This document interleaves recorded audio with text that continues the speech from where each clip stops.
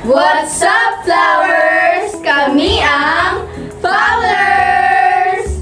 I am Jaja, Jeje, Gigi, Juju, And welcome sa aming chilkahan dito sa Fowlers Go Show! wherein magchichikan tayo about family and household.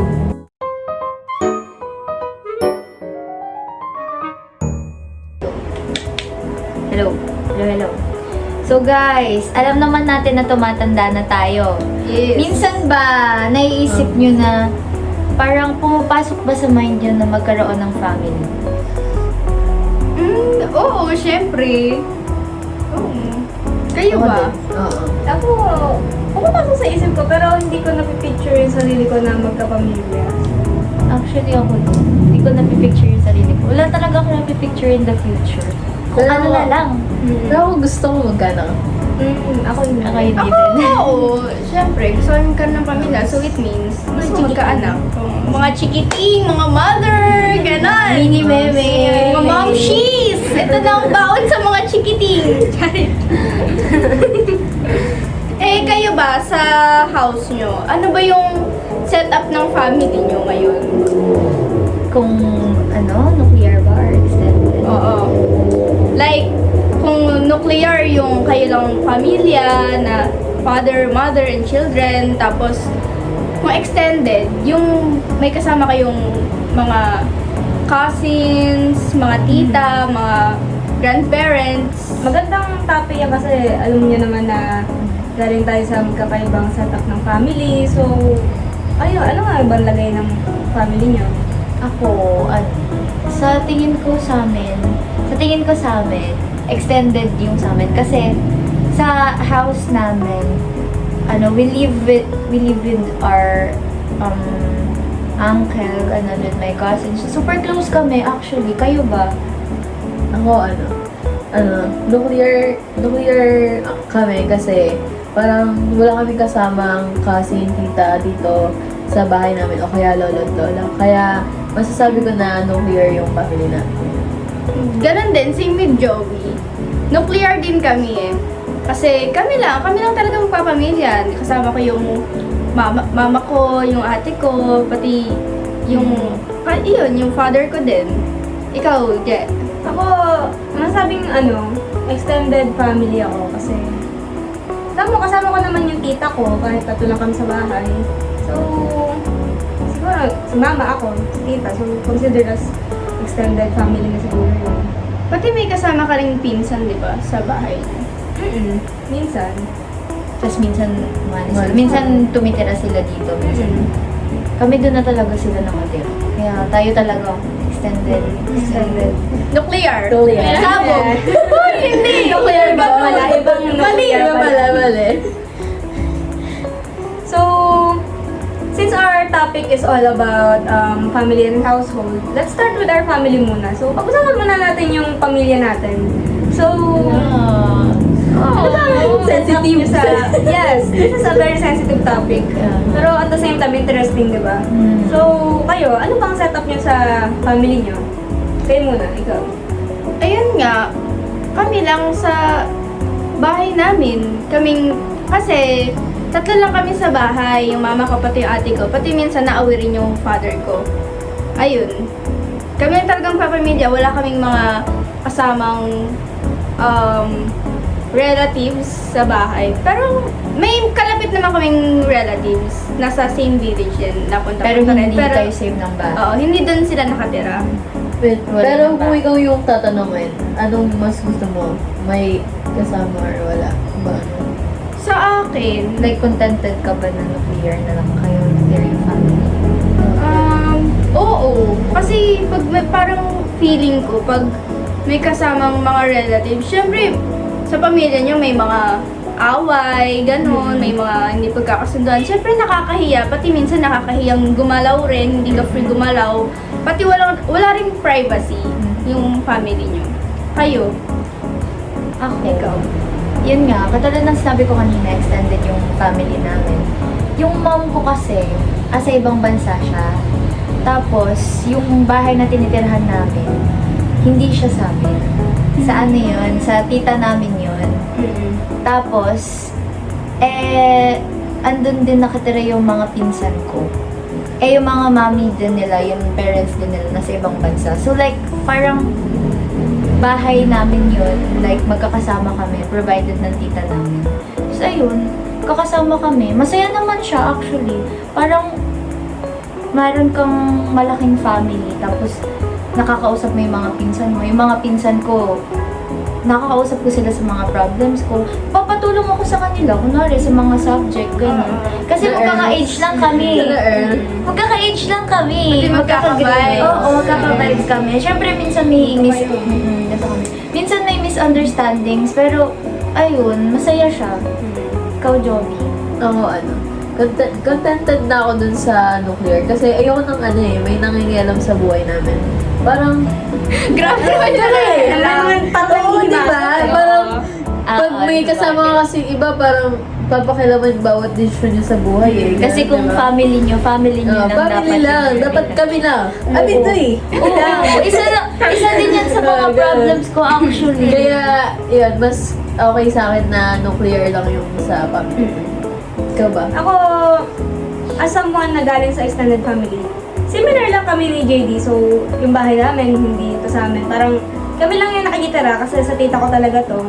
Pero kung ako yung tatanungin, parang mas gusto ko pa rin yung nuclear family kasi, yung kayo lang, parang, kasi sa extended family, considering na magkakasama nga kayo, so, example natin yung tita ko, wala siyang trabaho, so, yung mga kinikita ni mama, syempre, hatian niya pa yun. Parang, matanda ka na, parang, kaya mo nang tumayo sa sarili mong paa, bakit hindi mo kayang gawin? So, parang, responsibilidad ka pa ng nanay ko.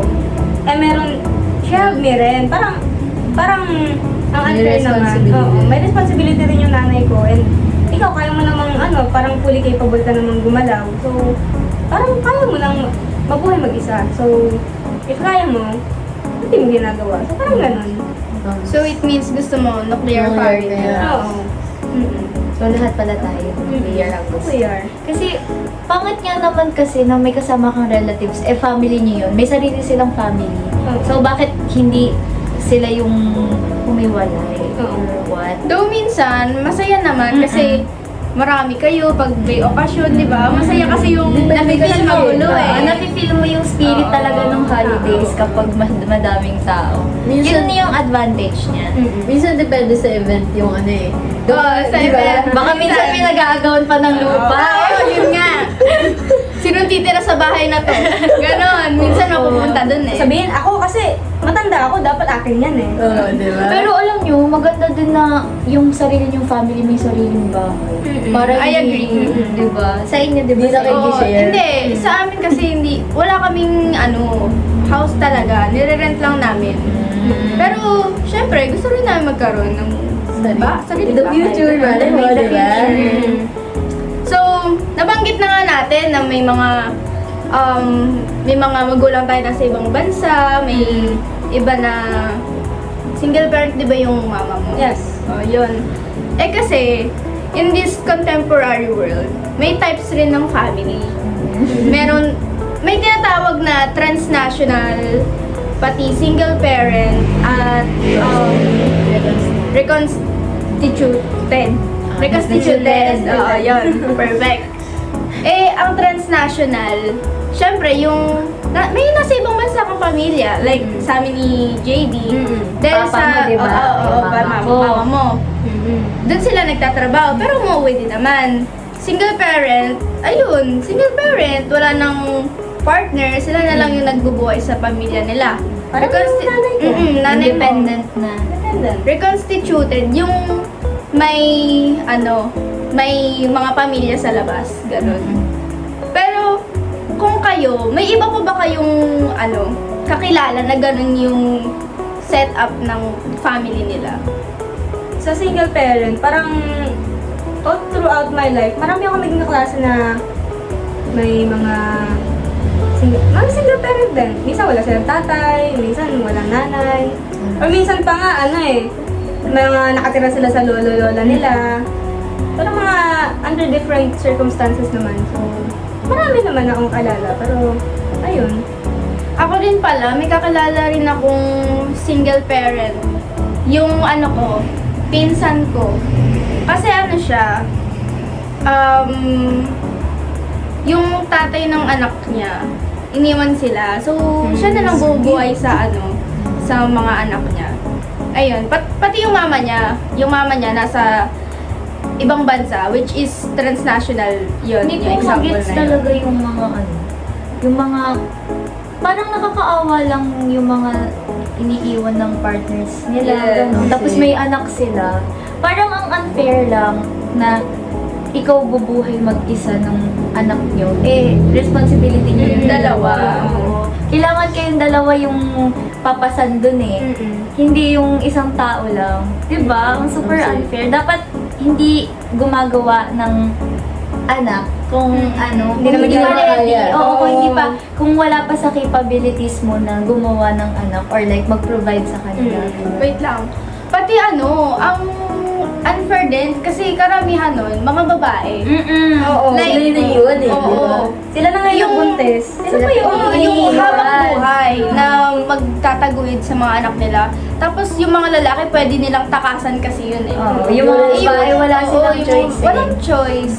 Though, Saka, hindi, meron naman, pero hindi, mahirap din bilang isang babae na gano'n. Ikaw, Joey, may kakilala ka bang dun sa mga nasabing types ng family?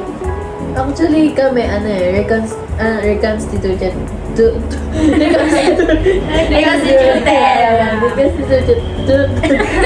Reconstituted kayo. basta Kasi yun.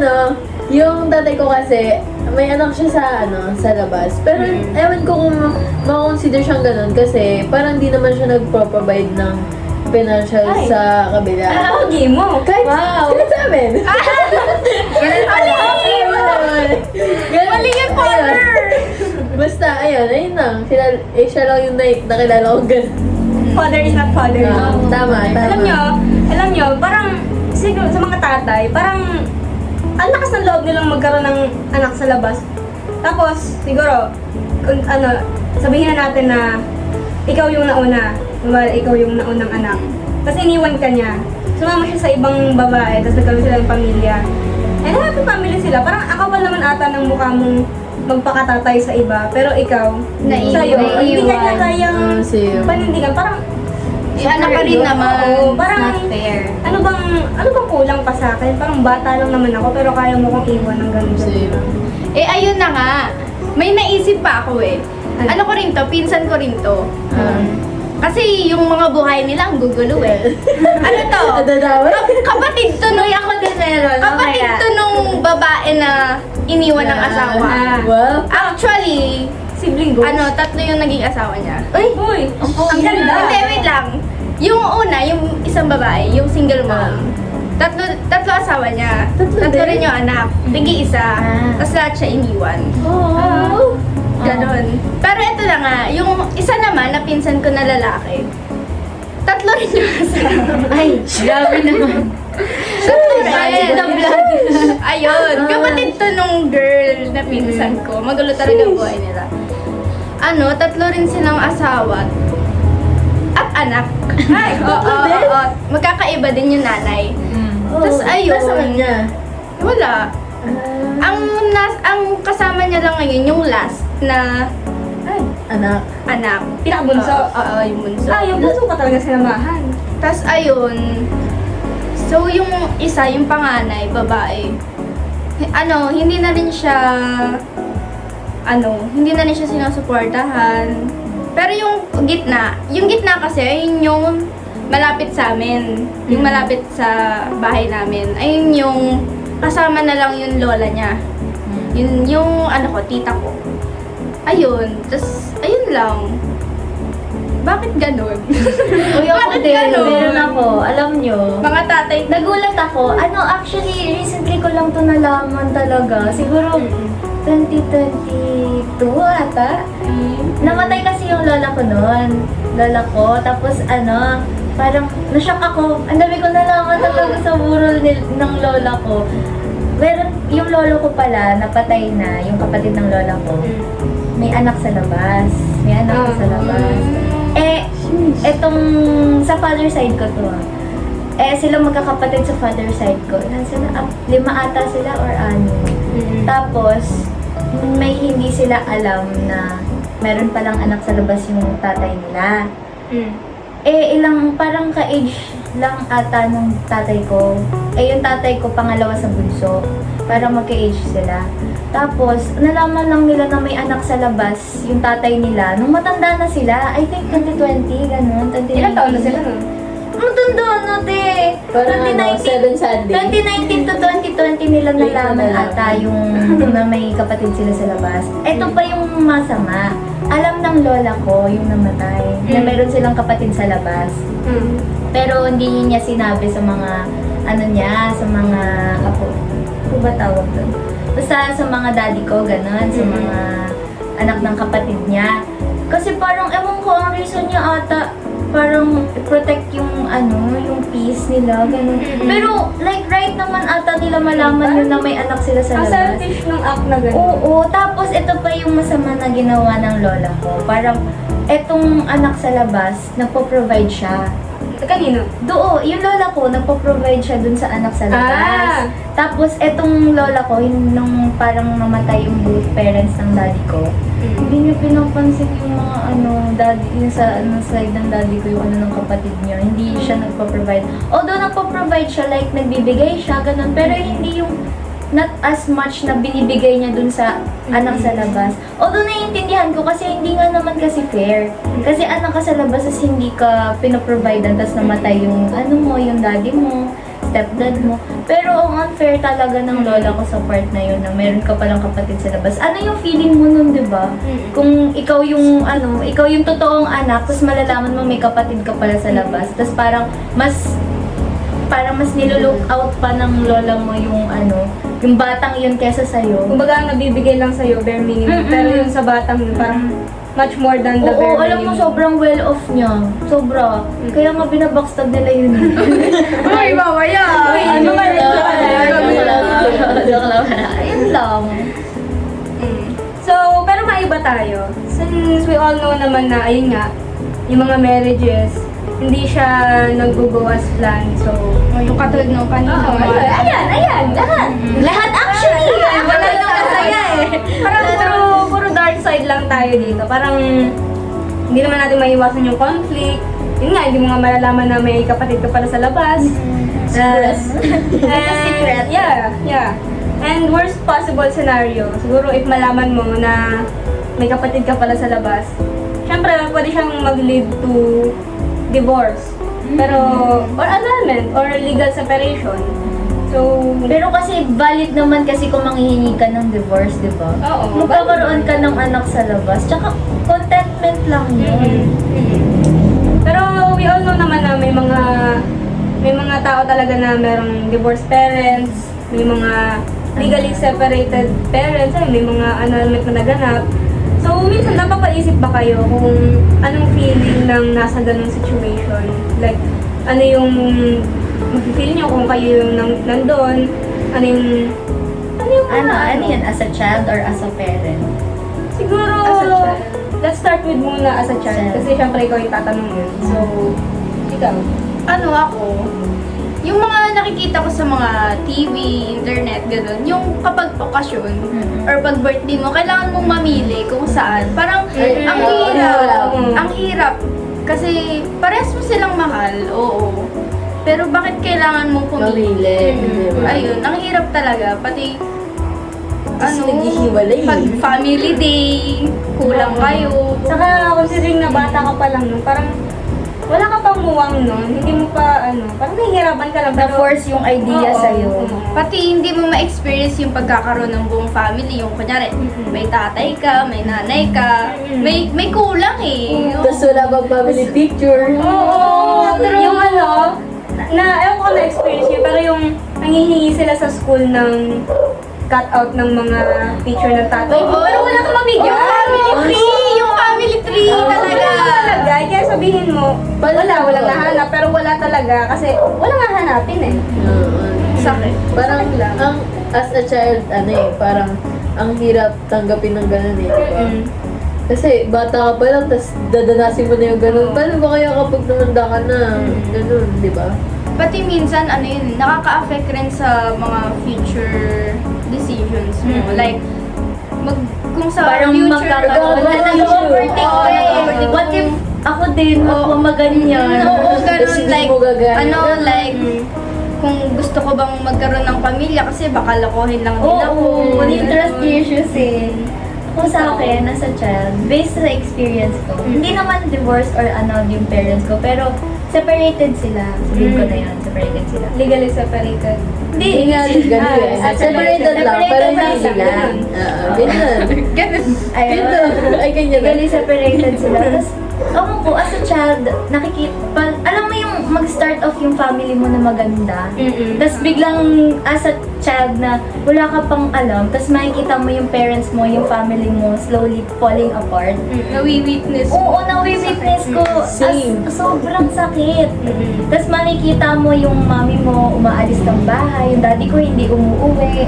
Di ba? Parang, okay, may away kayo, pero paano naman yung mga anak niyo? Parang wala tayong damage na kayo. Parang hindi nila naisip na, ay, yung family pala na to, hindi lang kaming dalawang mag-partner, may anak pala kami, kailangan involved sila. Hindi na dalawa yung Hindi na lang kayo dalawa sa relationship, family na kayo eh. Hindi na lang sa inyo umiikot yung word na family eh.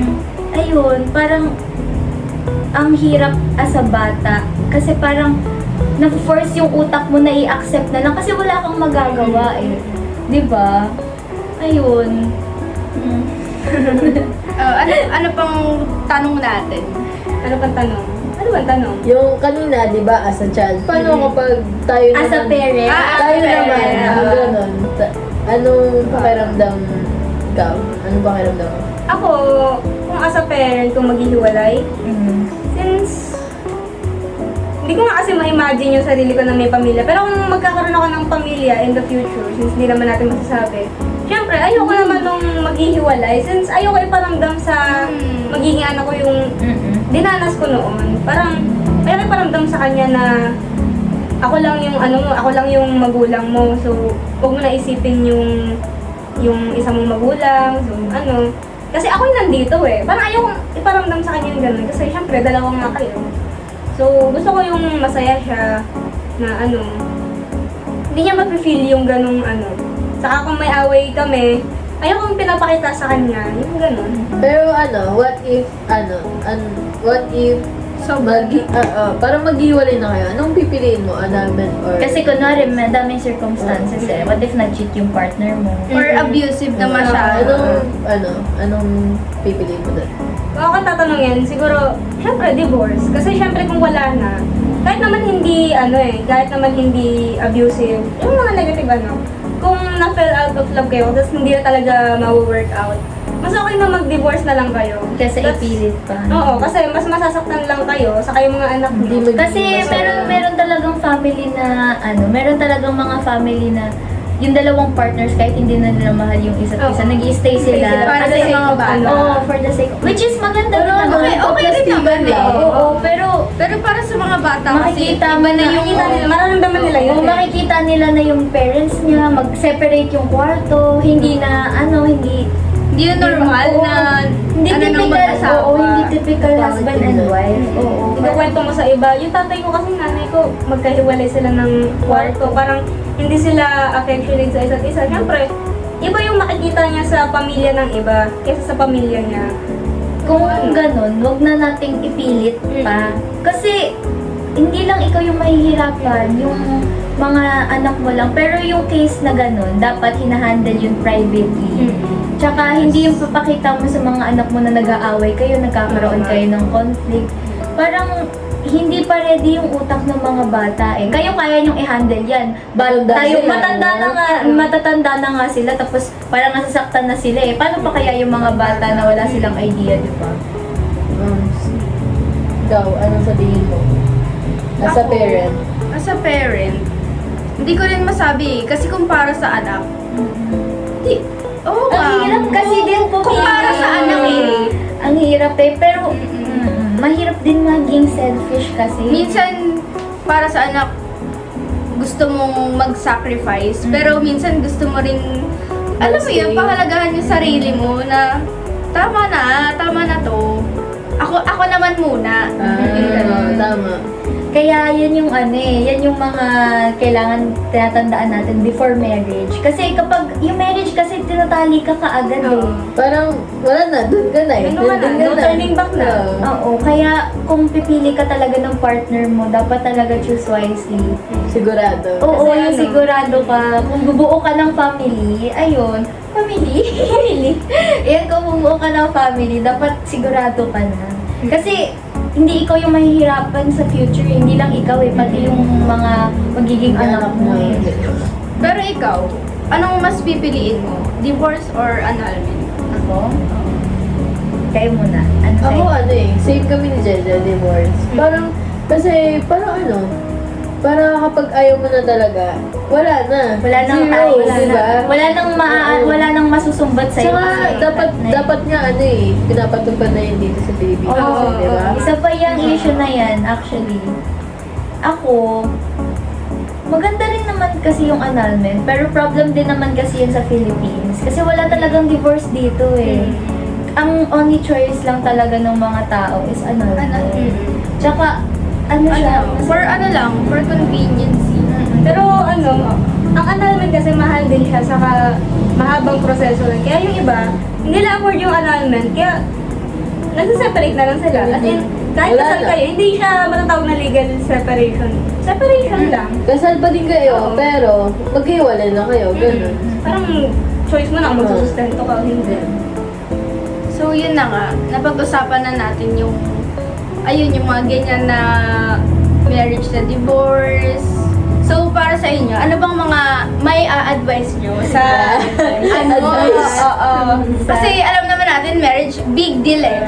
Lifetime responsibility rin. So, ayun, anong may advice nyo bago magpakasal or sa pagpili ng perfect partner? Ako kasi hindi natin masasabi kasi na ideal eh. Ideal man, ganun. Pero dapat pumili tayo nung handang magsakripisyo para sa atin. Kasi kung hindi mo kaya, huwag na lang tayo magpakasal. Yun diba? nga, ayun din. Yan yung problem Kasi, sa atin eh. ayun yung gustong malaman nila na dapat ayun yung piliin nila na kaya kayong panindigan. Kasi pinili mo ako eh, Oo, diba? panindigan mo ako. Ganon, ikaw. Ikaw. Ako kung hindi sure sa akin, wag na lang. Oo. Dapat Sige. unang pa lang. Huwag ka na magpapakita ng motibo. I'm sorry! Yung sorry camera. Dapat una pa lang, alam na nila kung ano yung gusto nila. Mm-mm. Kasi kung ngayon pa lang, hindi ka pa sure, paano pa kaya pag nag-long-term relationship na kayo, di ba? Ang hirap pumasok sa ganun. Di ba? Sa relationship na hindi ka sigurado. Oo. Parang 50-50, gano'n. Oo. Ganun.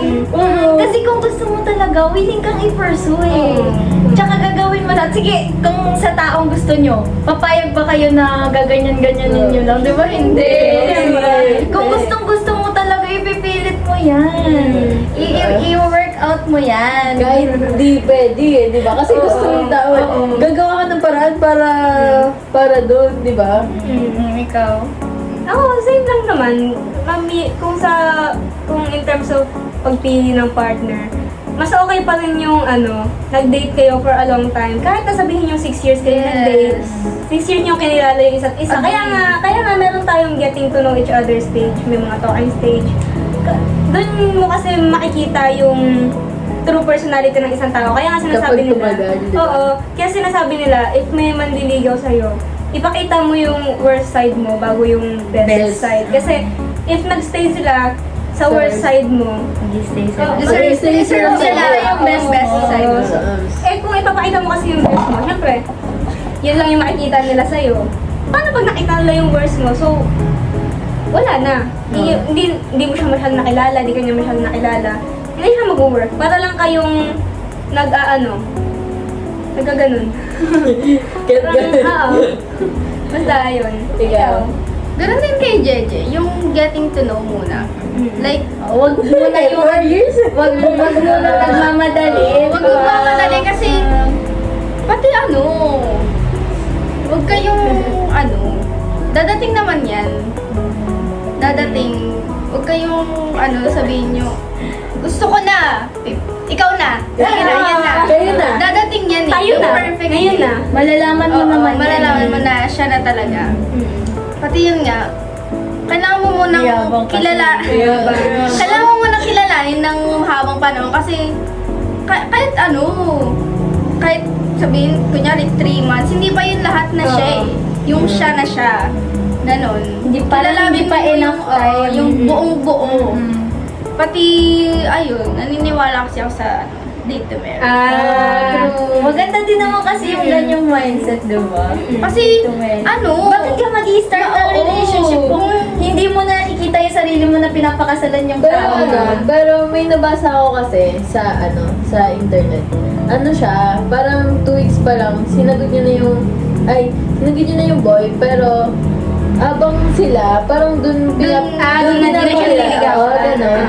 May Okay na naman yung ganun. Kasi if kaya mo naman siyang ligawan while kayo na, siguro naman kaya mo panindigan yun. Pero masyado Pero kasi in terms of mabilis. marriage, hindi dapat na- naman talaga naligawan mo siya habang buhay. Oo, tama. True. Kasi ayun nga Hindi yung time lang na nagliligawan kayo, getting to know each other. Doon lang mo lang nililigawan. Doon na kayo diba? sweet, tas pagdating sa pag kayo na, pagkasal na, wala na kayong pake. Parang ka lang ng love bomb. Oo. Parang ganun. Ayun. Pati pala, may naisip ko kanina, nakalimutan ko. Ayun, yung date to marry. Kasi di ba love yun eh. Kung ang goal mo sa love, yung makasama talaga habang buhay. Pero kung naghahanap ko lang ng jojowain, pero hindi papakasalan, para saan pa, di Yun, ba? that's the point. Hindi mo naman siya, parang kailangan mo i-finish line eh. Mapunta sa finish line. Pero bakit Pabalik dito ka lang muna? Parang nagaganon. Kailangan mo pang mag-try ng iba. Kunyari, Ibang tao. ibang tao bago ka, parang gusto mo na Maganda mag-experience ng madami bago ka, Sa finish line. di ba? Yun. Dapat, yun, maging serious ka na lang sa Oo, love. maging serious na nga lang. May instances naman kasi na parang na-fell out of love yung tao. Yun nga naman yung time na parang allotted yung tao, tapos titignan mo kung gusto mo ba talaga. Kaya nga nagkakaroon ng mga end ng relationship eh. Doon mo nakikita na, ay, hindi pala kami mag-work out. Mas maganda na ina-end mo yung relationship na wala ka nang nararamdaman. Kasi pangit yung nag-i-stay ka pa, tapos parang pinipilit mo na lang, kawawa yung partner Makakasakit mo. ka lang. Oo. Kaya wag mo patatagalin pag wala na talaga. Zero. Yes mo na, Zero. kahit makancel ka pa. Kahit makancel ka pa. Kahit makancel ka pa sa social media, Guys, i-end mo. Kasi pag ayaw mo na, ayaw mo na. Pero kung alam mo naman na wala kang ginawang mali, napagod ka lang, valid naman yun. I-end mo. Walang mali doon. So, walang mali doon. valid din naman kasi yung feelings. So, ayun lang po ang aming podcast. Wala na po kaming masabi. This is Chilkahan. Yes, Very Chilkahan chill. by Fowlers. Very, very Yes, chill yes. podcast. At sana may natutunan kayo sa amin. Kahit kami lang to. Kami lang. Boy! Si OA. Mga nag-trauma doon. Once again, I am Jaja. Jeje. Gigi. Juju!